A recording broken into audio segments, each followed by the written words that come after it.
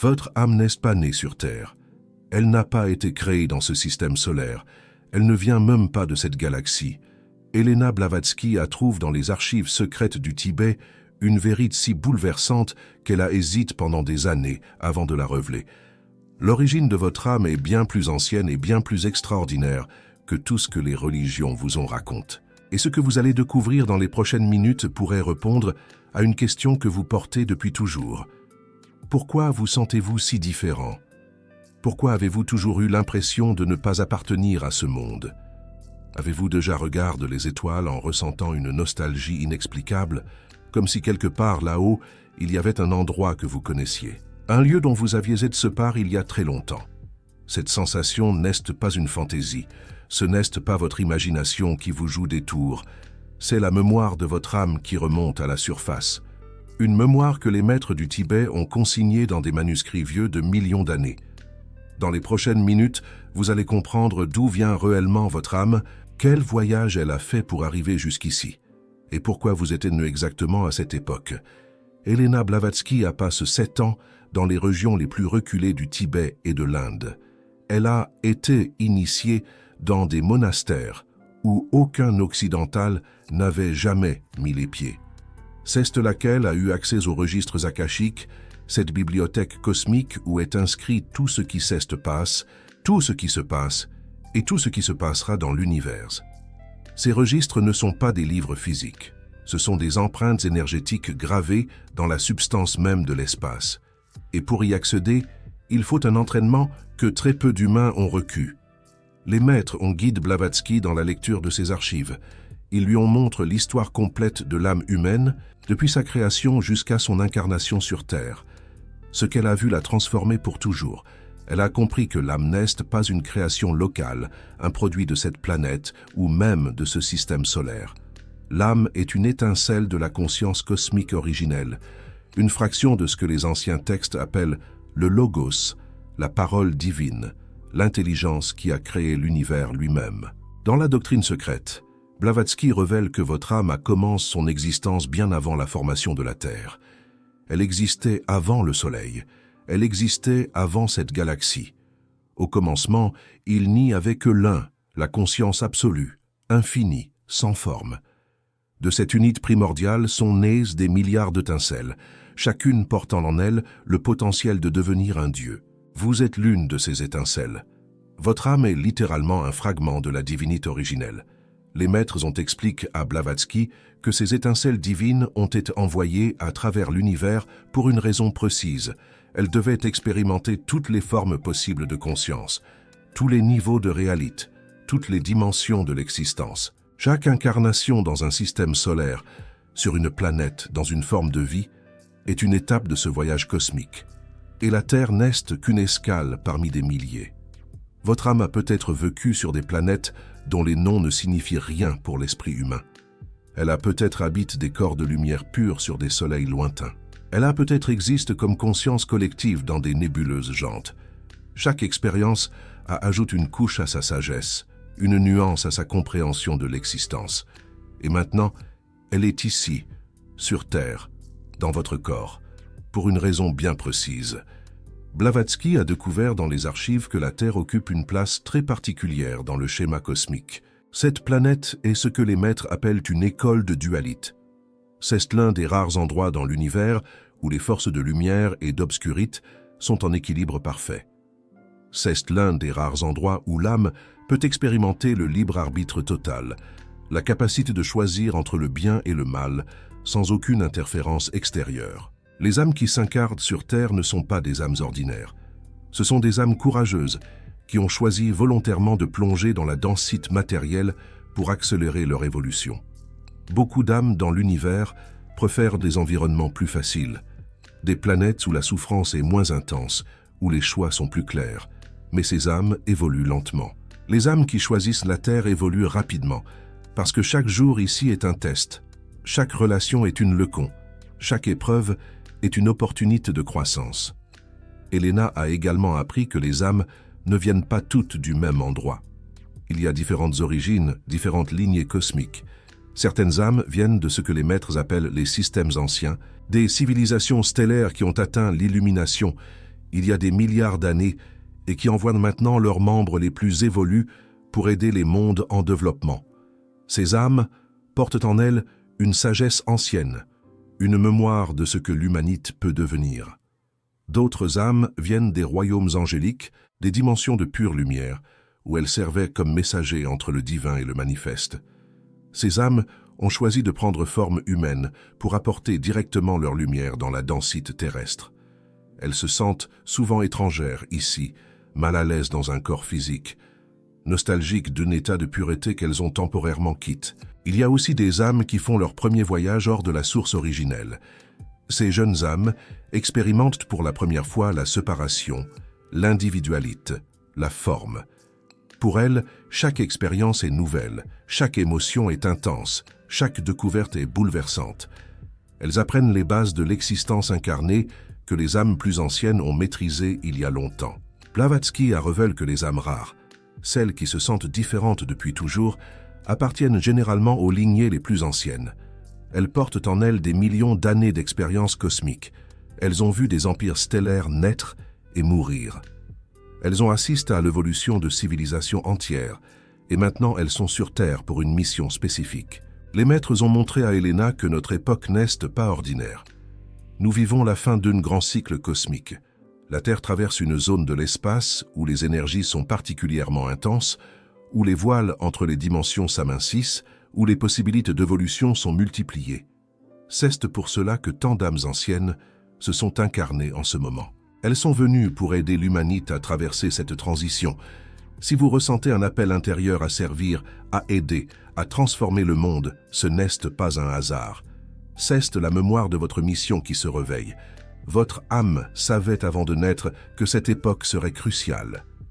Elle a choisi ce moment précis pour revenir. Elle a accepté de plonger une fois de plus dans l'oubli de la naissance terrestre, sachant qu'elle se souviendrait le moment venu. Helena Blavatsky a aussi découvert dans les archives le mécanisme exact par lequel l'âme entre dans un corps humain. Ce n'est pas un processus simple ou automatique. C'est une cérémonie cosmique impliquant des forces et des êtres de dimension supérieure. Avant chaque incarnation, l'âme passe par ce que les maîtres appellent le conseil des seigneurs du karma. Ce sont des êtres très évolus qui examinent le parcours de l'âme, ses leçons non apprises, ses dettes karmiques, et qui déterminent les conditions idéales pour sa prochaine vie. Le choix des parents, du lieu de naissance, des circonstances de vie, n'est pas aléatoire. Tout est orchestre pour offrir à l'âme exactement les expériences dont elle a besoin pour évoluer. Les épreuves que vous avez traversées, les personnes que vous avez rencontrées, les défis que vous avez affrontés, tout cela a été choisi par votre âme elle-même avant votre naissance. Les maîtres ont révélé à Blavatsky que l'âme n'incarne pas totalement dans le corps physique. Une partie d'elle reste toujours connectée aux dimensions supérieures. C'est ce que nous appelons le moi supérieur, la partie de nous qui observe, qui guide, qui inspire. Quand vous avez une intuition soudaine, quand vous ressentez une guidance intérieure, c'est votre âme véritable qui communique avec vous depuis les plans supérieurs. Cette connexion avec le moi supérieur peut être renforcée ou affaiblie selon notre mode de vie. La méditation, la prière, la contemplation de la nature, l'art, la musique élevée, tout cela renforce le lien. Le matérialisme excessif, les émotions négatives prolongées, l'ignoration délibérée de l'aspect spirituel de la vie, tout cela affaiblit la connexion. Beaucoup d'humains vivent complètement coupés de leur âme véritable, identifient uniquement à leur personnalité temporaire. Blavatsky a également appris que l'âme porte les mémoires de toutes ses incarnations précédentes. Ces mémoires ne sont pas accessibles à la conscience ordinaire car cela serait trop accablant. Imaginez vous souvenir de centaines de vies, de milliers de relations, de toutes les joies et toutes les souffrances accumulées. L'esprit humain ne pourrait pas le supporter. C'est pour cela que le voile de l'oubli est place à chaque naissance. Mais ces mémoires ne sont pas perdues. Elles sont stockées dans ce que Blavatsky appelle le corps causal, l'enveloppe la plus subtile de l'âme. Elles influencent vos goûts, vos aversions, vos talents naturels, vos peurs inexplicables. Quand vous rencontrez quelqu'un et ressentez une connexion immédiate, c'est souvent parce que vous l'avez connu dans une vie antérieure. Quand vous visitez un lieu pour la première fois et avez l'impression de le reconnaître, c'est la mémoire de l'âme qui remonte. Les maîtres ont montré à Elena des techniques pour accéder à ses mémoires anciennes. La plus importante est la méditation profonde combinée avec une intention claire. En entrant dans des états de conscience altère, il est possible de remonter le fil des incarnations, de voir les vies passées, de comprendre les schémas qui se répètent. Cette connaissance peut être libératrice, car elle permet de comprendre pourquoi certaines situations se répètent dans notre vie actuelle. Elena a aussi appris que l'âme a un âge, mais pas dans le sens terrestre du terme. L'âge de l'âme se mesure en expérience, en sagesse accumulée, en degrés d'évolution. Une jeune âme peut habiter un corps-âge, tandis qu'une âme très ancienne peut s'incarner dans un jeune enfant. C'est pour cela que certains enfants semblent avoir une sagesse bien au-delà de leur âge physique. Leur âme porte des millions d'années d'expérience. Les âmes anciennes se reconnaissent entre elles. Il y a une résonance, une familiarité immédiate qui transcende les apparences physiques.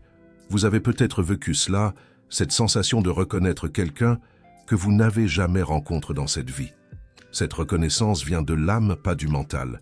Et quand deux âmes anciennes se retrouvent, elles peuvent accomplir ensemble des choses extraordinaires. Blavatsky révèle dans ses écrits que le voyage de l'âme a un but ultime. Après des millions d'incarnations, après avoir expérimenté toutes les formes possibles de conscience, l'âme retourne finalement à la source dont elle est issue. Mais elle n'y retourne pas vide. Elle rapporte avec elle toutes les expériences, toutes les sagesses, toutes les compréhensions qu'elle a accumulées. Elle enrichit la conscience cosmique de son voyage unique. Ce retour n'est pas une dissolution, une perte d'identité. C'est une expansion infinie, une fusion avec le tout en restant conscient de soi. Les maîtres appellent cet état le nirvana, la libération finale, la fin du cycle des renaissances. Mais ce n'est pas une fin au sens terrestre. C'est un nouveau commencement, une existence au-delà de ce que l'esprit humain peut concevoir. Les maîtres ont dit à Blavatsky que certaines âmes, après avoir atteint cette libération, choisissent de revenir pour aider ceux qui sont encore sur le chemin. Ce sont les bodhisattvas, les maîtres ascensionnent, les guides qui veillent sur l'humanité depuis les plans supérieurs. Ils ont transcendé le besoin de s'incarner, mais ils reviennent par compassion, par amour pour les âmes qui cherchent encore leur chemin. Elena elle-même a été guidée par de tels êtres. Les maîtres Morya et Kut-Umi, qui lui ont transmis les enseignements théosophiques, sont des âmes qui ont achevé leur évolution terrestre il y a des siècles et qui continuent à servir l'humanité depuis les dimensions supérieures.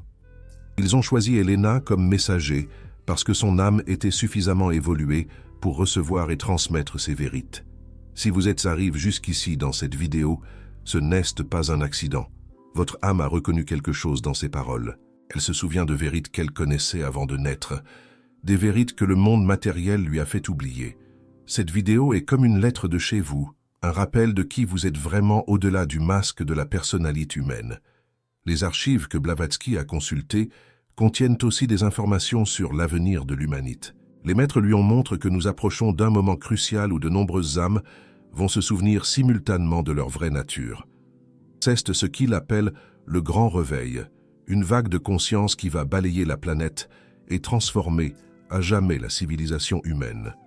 Ceux qui sont prêts pour ce réveil vont expérimenter une accélération de leur évolution spirituelle. Les voiles vont tomber, les mémoires vont revenir, les capacités dormantes vont s'activer. Ce qui semblait mystique va devenir évident. Ce qui semblait impossible va devenir quotidien. Et les âmes anciennes seront en première ligne de cette transformation. Pour vous préparer à ce qui vient, les maîtres ont donné à Blavatsky des conseils pratiques. Le premier est de cultiver le silence intérieur. Dans le bruit constant du monde moderne, l'âme ne peut pas se faire entendre. Prenez du temps chaque jour pour être seul, pour écouter, pour recevoir les messages de votre moi supérieur. Le deuxième conseil est de purifier votre vie.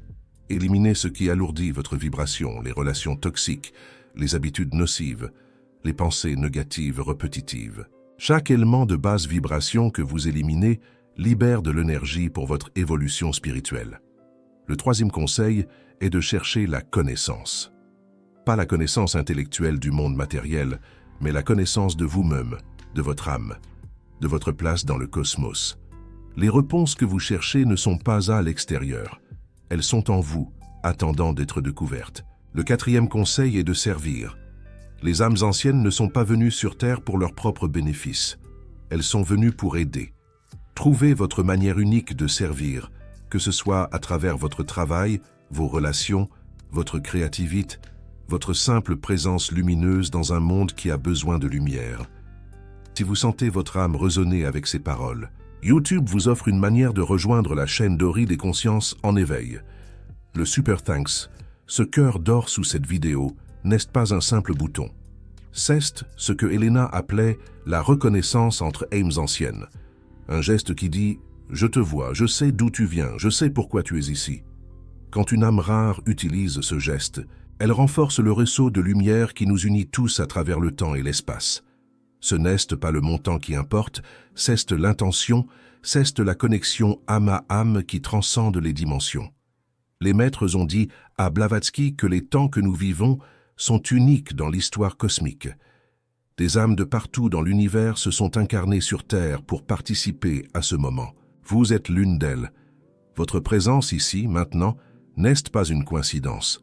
C'est le résultat d'un voyage de millions d'années, d'innombrables incarnations, d'une évolution patiente et persistante vers ce moment précis. L'origine de votre âme est divine. Votre destination est divine. Et le chemin entre les deux est ce que vous vivez en ce moment. Chaque expérience, chaque relation, chaque épreuve est une étape de ce voyage sacre. Rien n'est inutile, rien n'est perdu. Tout contribue à l'évolution de votre étincelle divine vers sa pleine réalisation. Elena Blavatsky a consacré sa vie à transmettre ses vérités à ceux qui étaient prêts à les entendre. Elle savait que beaucoup ne comprendraient pas, que beaucoup se moqueraient, que beaucoup rejetteraient. Mais elle savait aussi que pour les âmes rares, pour ceux qui portent en eux la mémoire des étoiles, ces paroles seraient comme de l'eau dans le désert. Si vous arrivé jusqu'ici, si vous avez ressenti quelque chose en écoutant ces paroles, je vous invite à partager votre expérience dans les commentaires. D'où sentez-vous que votre âme vient? Quelle est votre première mémoire de vous sentir différent, de ne pas appartenir à ce monde? Quand avez-vous su pour la première fois que vous étiez plus que ce corps, plus que cette vie, plus que ce que le monde vous disait? Votre témoignage peut aider une autre âme rare à se reconnaître, à se souvenir, à commencer son propre voyage de retour vers la source.